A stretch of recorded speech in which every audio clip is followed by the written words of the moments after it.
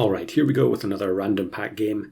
Now I did have other videos planned for this weekend, but whether or not I'm going to be able to record them is up in the air at the moment because there's a pretty bad storm going on right now. So the audio quality on this particular recording could be a lot worse than normal. Not that it's particularly good normally anyway, but yeah, the wind is howling outside the window right now. So I'll be interested to see how much it shows up on the actual recording. So yeah, the videos that I did have planned, or the runs that I was considering for Saturday and Sunday, all had multiple runs, or they were longer. So this one I'm just taking it because it's about 10 minutes long, which I think is probably the best I can do today. Hopefully things will get back to normal for the week ahead. Now, this being a random pack game, it is from the backlog. So I think this one is from July, and you can see there that there's a bug. I think it was a bug on the spider. The silly spider fainted and didn't actually summon for anyone, which I think that has been fixed now, or if it hasn't been fixed already, it will be in the next update. Here's something else I think that is being changed. We activate the Pygmy Hog with Silly, and it transforms 2 units on my team into Pygmy Hogs. Now I think that has been changed so that you can't have one of your pets transformed by an opponent. So yeah, that's fair enough. Those kind of interactions can be a bit too disruptive, I think. But at the same time, it kind of makes Tree Kangaroo even worse than it already is. Yeah, this was definitely something that I fed back during the private testing, that if Tree Kangaroo is able to work on any unit without it being perkless, then it's way too strong. But the way it is at the moment, where it only works on perkless enemies, and now there's a class of pets that it won't do anything on as well, it just kind of makes it pretty useless unless you also have other support pets to go along with it. So maybe you can keep a mental counter here of how many times the Tree Kangaroo makes something silly on the opposing team and it actually matters. Now there's one, so it benefited us, although we were going to win anyway.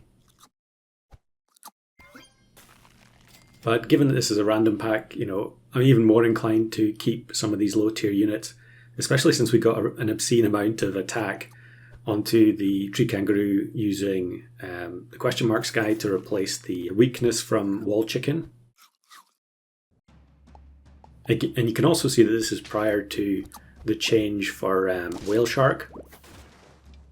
So currently Whale Shark gives gains +1/1 in shop and then +3/3 in battle. But this is the older version, so it's always so it's +2/2 in shop.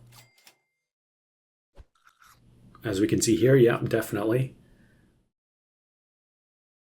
It's kind of difficult to get Whale Shark up to this kind of size in shop at the moment, unless you also pair it with something else like Bilby. I'm sure I've already done a video on that, so I'll link that in the description if you want to see it. And if I haven't, then other people definitely have, so one way or another there will be a link in the description for supplementary material. So it looks like here we're going to see the rare situation where I actually give up on Gelada. And then I get this roll. So I get double Marine Iguana. And that gets me thinking about Marine Iguana with Whale Shark. Now I think I've actually shown a clip from our recording session that had a similar interaction to this. If I haven't shown it before, I'll put it at the end of this video. But I'm fairly sure I have shown it in the past. Actually, even if I have shown it in the past, I'll put it at the end of this video so that you can see exactly what I'm waffling on about. But yeah, Marine Iguana is of course going to give Melon to the Whale Shark, which it will then just convert into more stats as the snake snipes itself, which is pretty nice. And then on the level up here, we get the Sauropod. So I think this may also be before Sauropod was changed. Yes. Oh no, No, it is. It is the current version of Sauropod, so it gains the gold for next turn. So the way this works is that the whale shark gains Melon, consumes it for stats, and the Sauropod gives the extra gold. Now I think the marine iguanas both activate at the same time, but I didn't notice in that last turn if the Sauropod activated twice or not.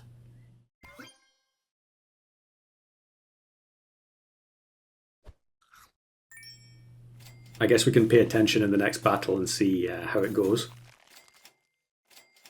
Level 2 whale shark probably not necessary at this point, since we're so far ahead in terms of scaling there. And we do activate backline starfish here, which is pretty funny.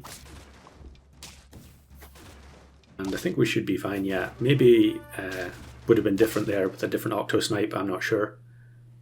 Of course I forgot to check if the Sauropod was actually doing anything there. But I guess we'll be able to see it in the next battle, for sure. So does the Sauropod get 2 triggers here when we give the whale shark double Melon at the same time? Yes, it does. Oh, okay, so there is some kind of a benefit there then to having the marine iguanas stacking up, which I thought was kind of a fun concept to play around with in a random game.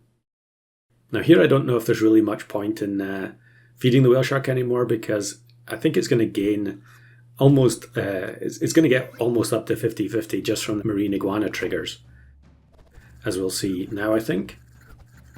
Yeah, 50-47. And then luckily the opponent also has Frostwolf, which allows me to gain back some more stats because of the ailment. So yeah, I think Tree Kangaroo at this point is fairly irrelevant for the team. I'm just not willing to let it go. I suppose buffing the whale shark up to 50-50 also does protect it a bit in terms of start of battle snipes. And here's a good one for the silly. We get 18, 18, 9 and 9 mana on 4 pets from activating the Sleipnir. But this is a pretty strong looking opponent. PDF with good jump pets. Yeah, I think it's going to be a tie. We'll take it.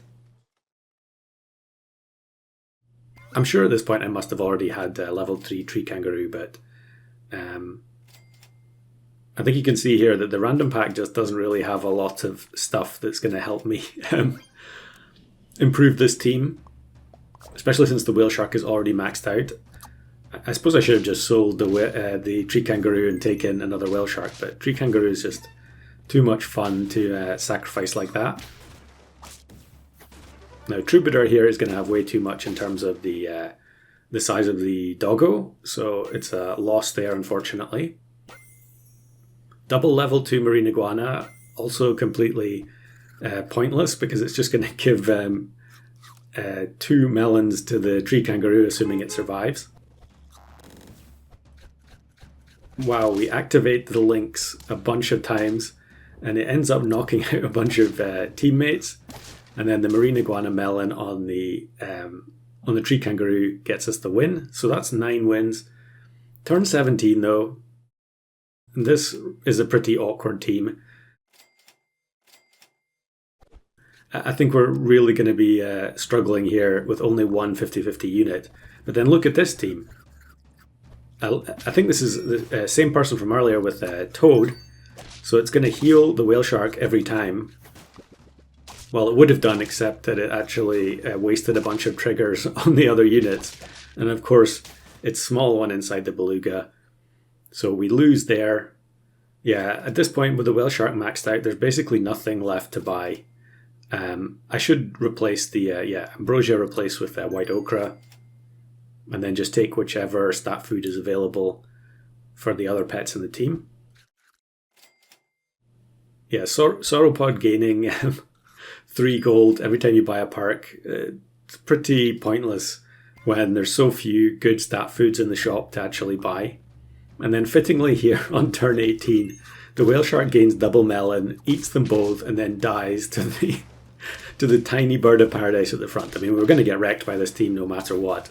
I think a bunch of stuff over on that side has been patched since then as well. And then lastly, here's the clip that I mentioned earlier. I'm sure this has been in a video already. Rare situation where Whale Shark actually gets to use Melon because it blocks the Amami Rabbit's attack before the Whale Shark gets the chance to consume it.